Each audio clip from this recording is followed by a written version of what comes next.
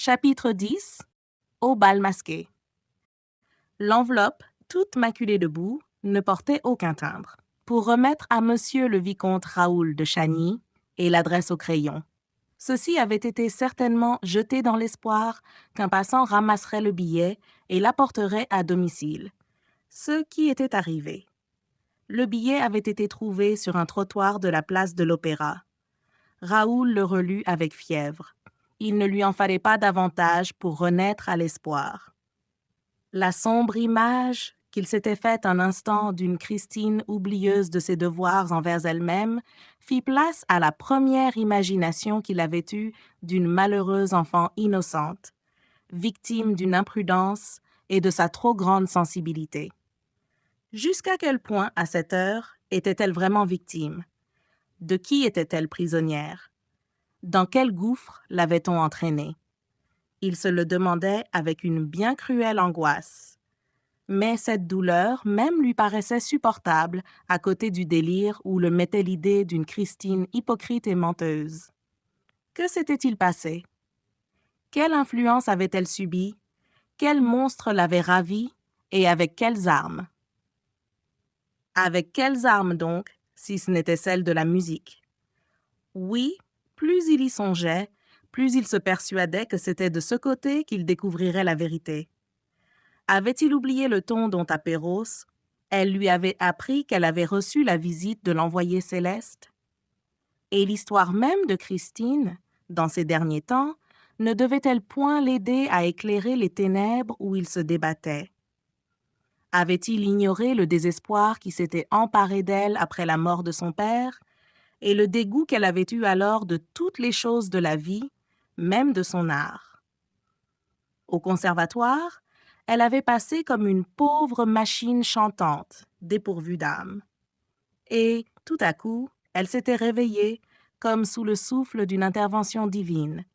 L'ange de la musique était venu. Elle chante Marguerite de Faust et triomphe. L'ange de la musique. Qui donc se fait passer à ses yeux pour ce merveilleux génie? Qui donc, renseigné sur la légende chère au vieux Daae, en use à ce point que la jeune fille n'est plus entre ses mains qu'un instrument sans défense qu'il fait vibrer à son gré. Et Raoul réfléchissait qu'une telle aventure n'était point exceptionnelle.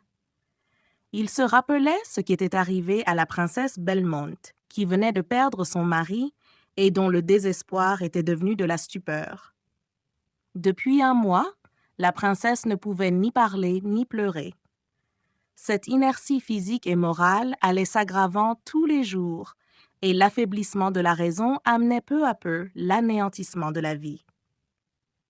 On portait tous les soirs la malade dans ses jardins, mais elle ne semblait même pas comprendre où elle se trouvait.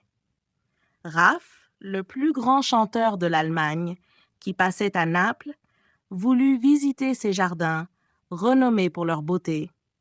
Une des femmes de la princesse pria le grand artiste de chanter, sans se montrer, près du bosquet où elle se trouvait étendue. Raff y consentit et chanta un air simple que la princesse avait entendu dans la bouche de son mari au premier jour de leur hymen. Cet air était expressif et touchant.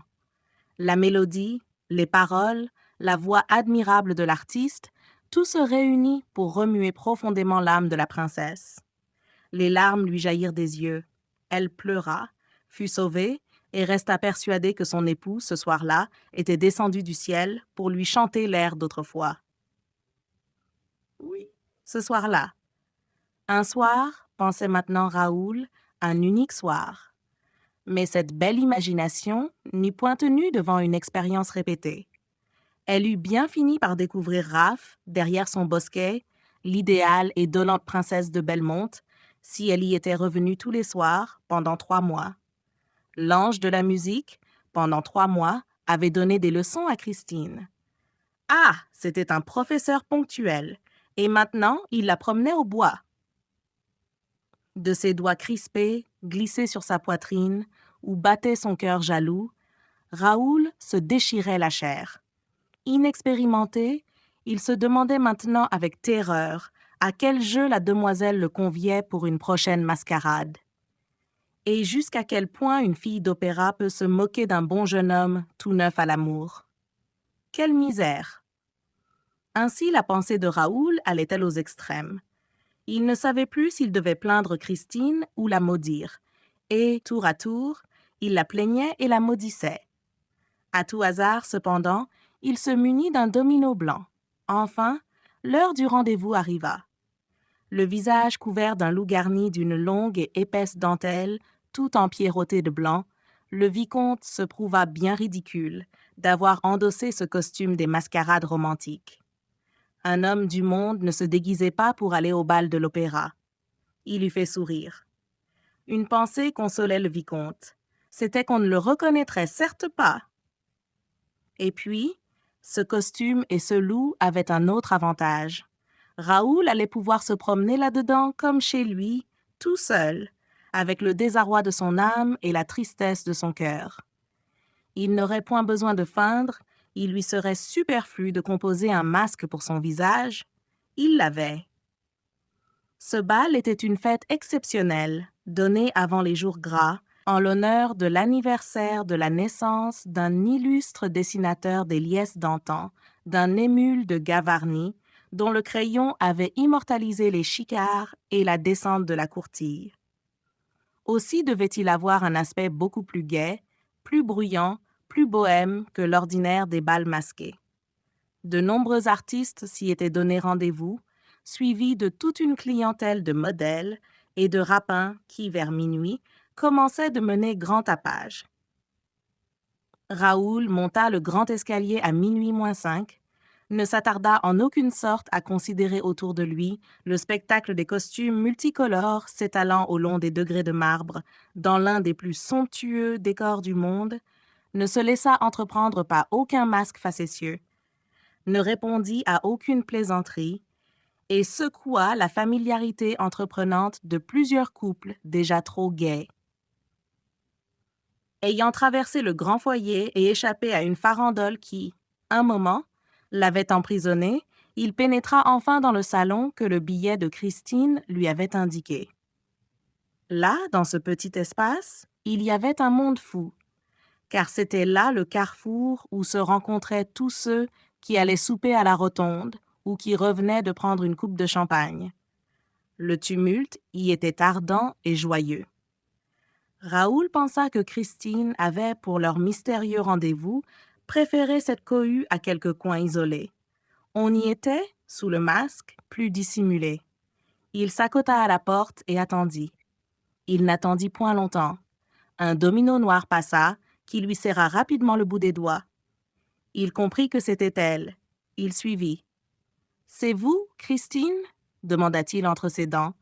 Le domino se retourna vivement et leva le doigt jusqu'à la hauteur de ses lèvres pour lui recommander sans doute de ne plus répéter son nom.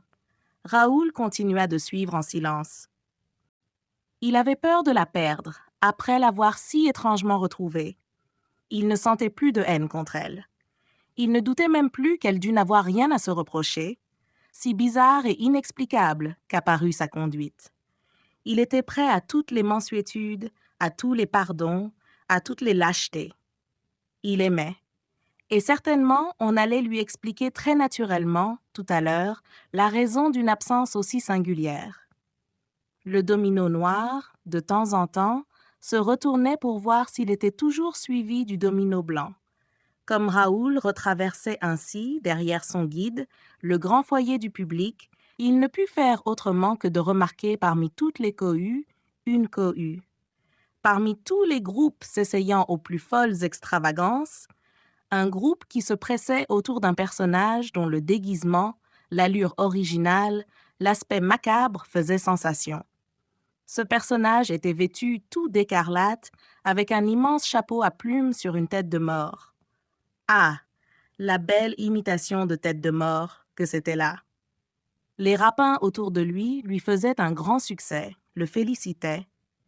Lui demandaient chez quel maître, dans quel atelier fréquenté de Pluton, on lui avait fait, dessiner, maquiller une aussi belle tête de mort. La Camarde elle-même avait dû poser.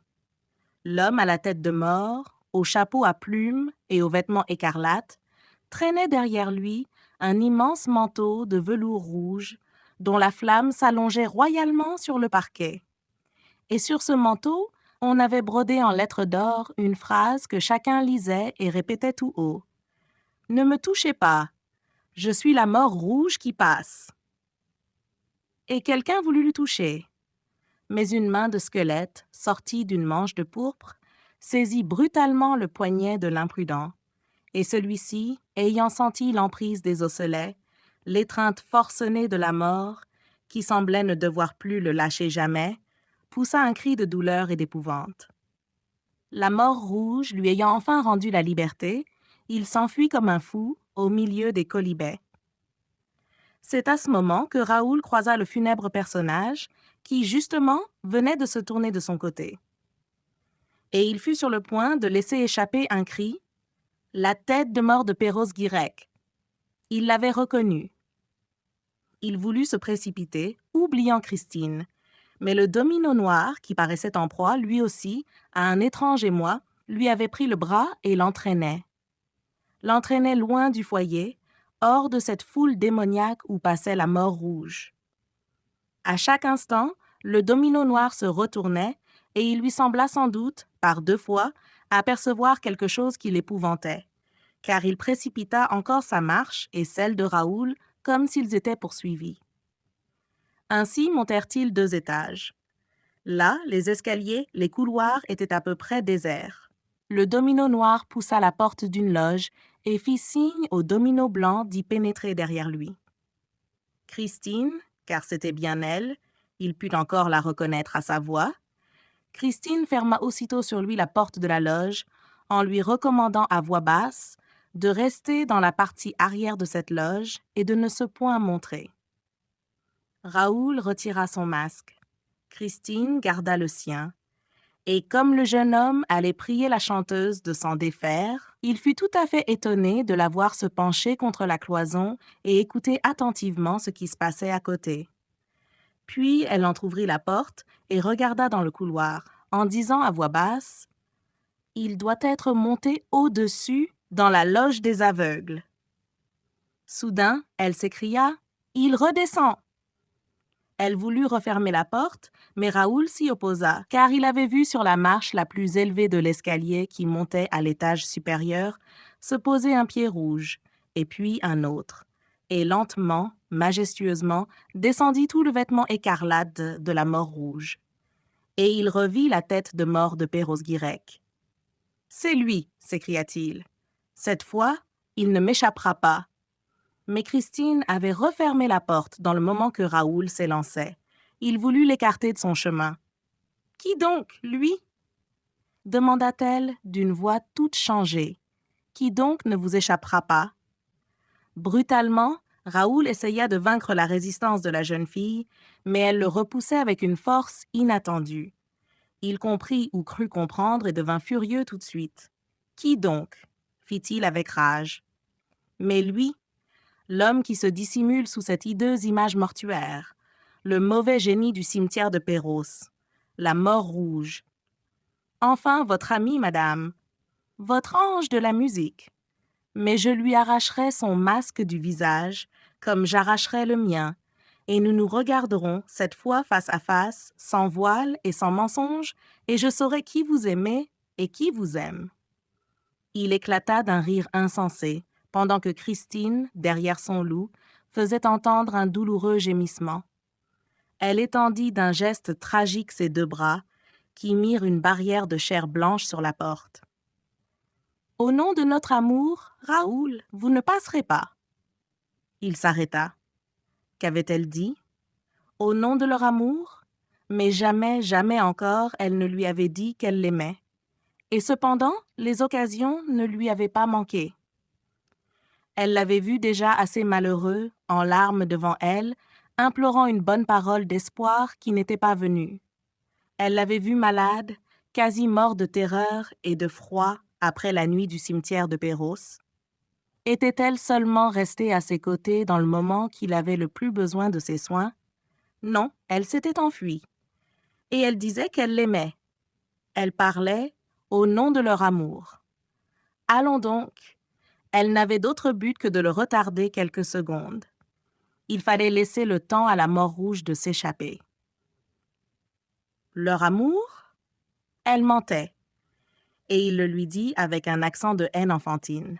« Vous mentez, madame, car vous ne m'aimez pas et vous ne m'avez jamais aimé. » Il faut être un pauvre, malheureux petit jeune homme comme moi pour se laisser jouer, pour se laisser berner comme je l'ai été.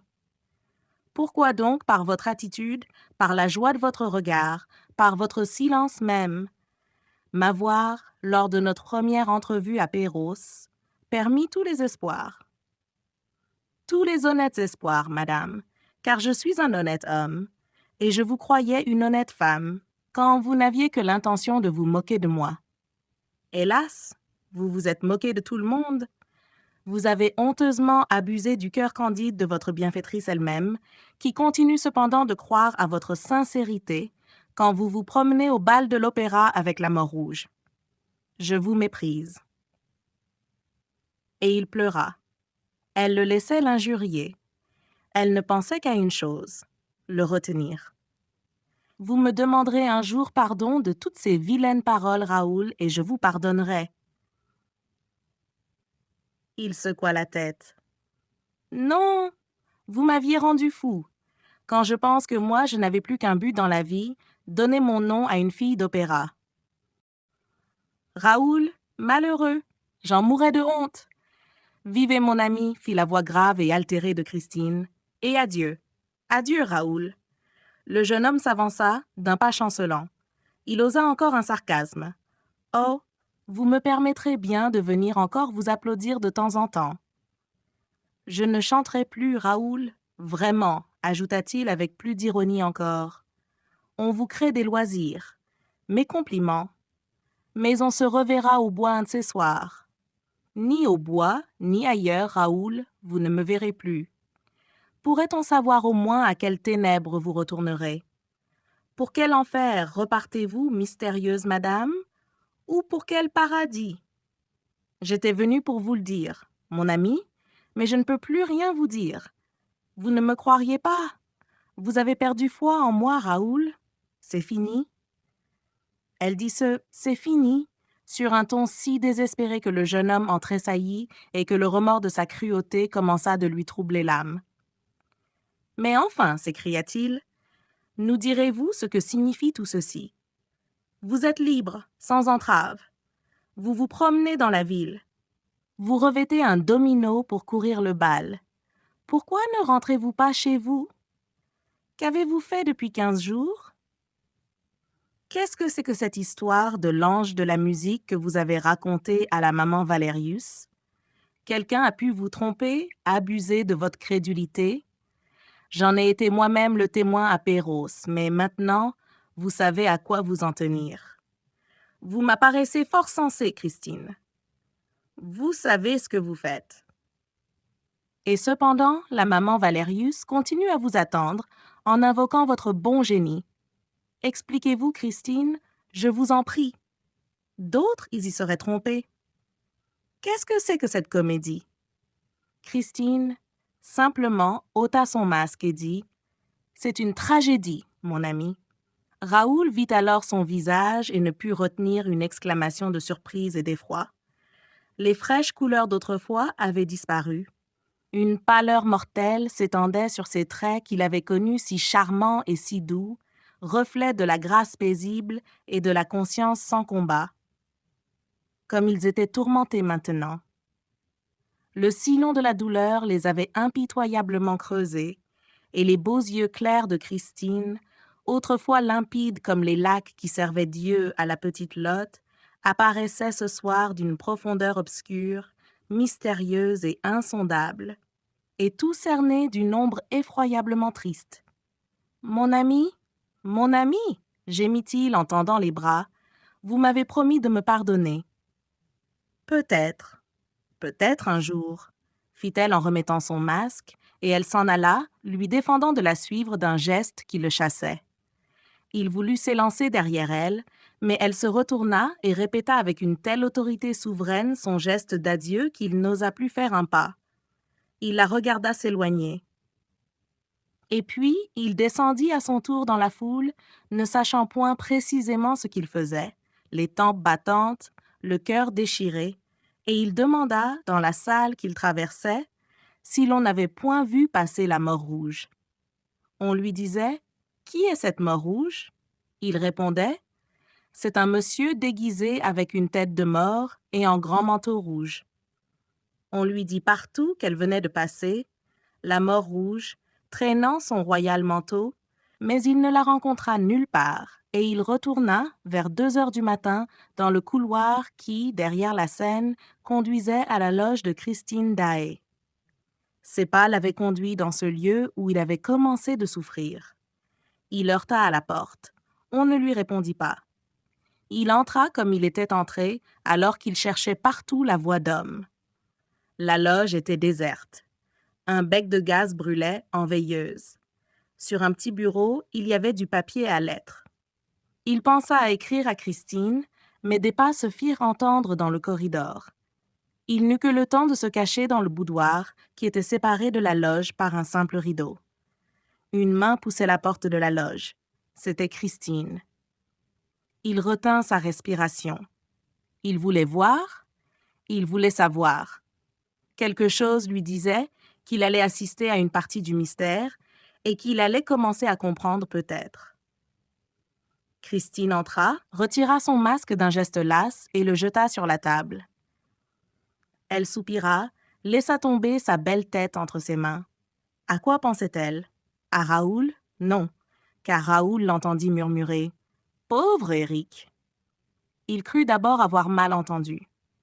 D'abord, il était persuadé que si quelqu'un était à plaindre, c'était lui, Raoul.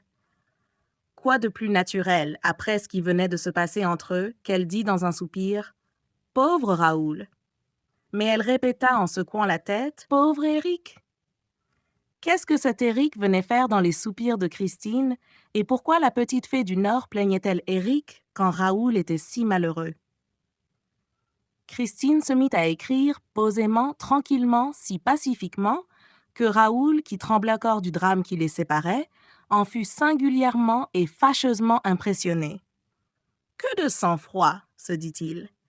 Elle écrivit ainsi, remplissant 2, 3, 4 feuillets. Tout à coup, elle dressa la tête et cacha les feuillets dans son corsage. Elle semblait écouter. Raoul aussi écouta. D'où venait ce bruit bizarre, ce rythme lointain? Un chant sourd semblait sortir des murailles. Oui, on eût dit que les murs chantaient. Le chant devenait plus clair.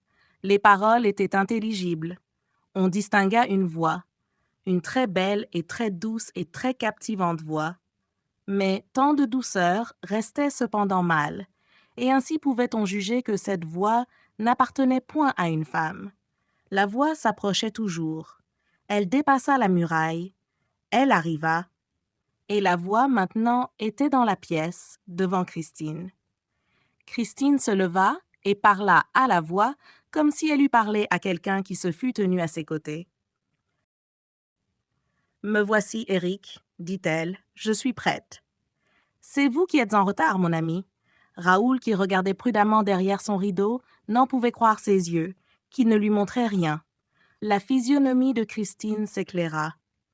Un bon sourire vint se poser sur ses lèvres exsangues.